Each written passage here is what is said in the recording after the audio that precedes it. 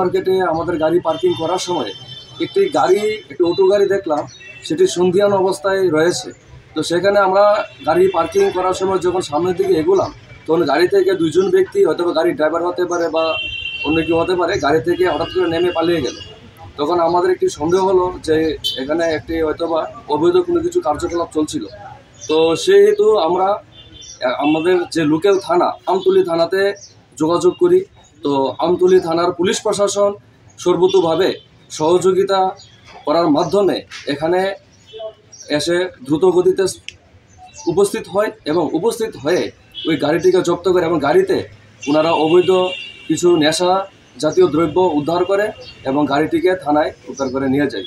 আমরা বজরং দল, বিশ্ব হিন্দু পরিষদ প্রতিনিয়ত হিন্দু সমাজকে সুরক্ষিত রাখার জন্য এবং সমাজে যে অবৈধ কার্যকলাপকে বন্ধ করার জন্য বদ্ধপরিকর, এবং আমরা হিন্দু সমাজের কাছে আহ্বান করব যে এই ধরনের যে অবৈধ কার্যকলাপের বিরুদ্ধে রুখে দাঁড়ান। আমরা বজরং দল, বিশ্ব হিন্দু পরিষদ সর্বদা আপনাদের পাশে আছি। জয় শ্রী রাম। নাম কৌশিক পাল, আমি বজরং দল পশ্চিম ত্রিপুরা জেলা সংযোজক।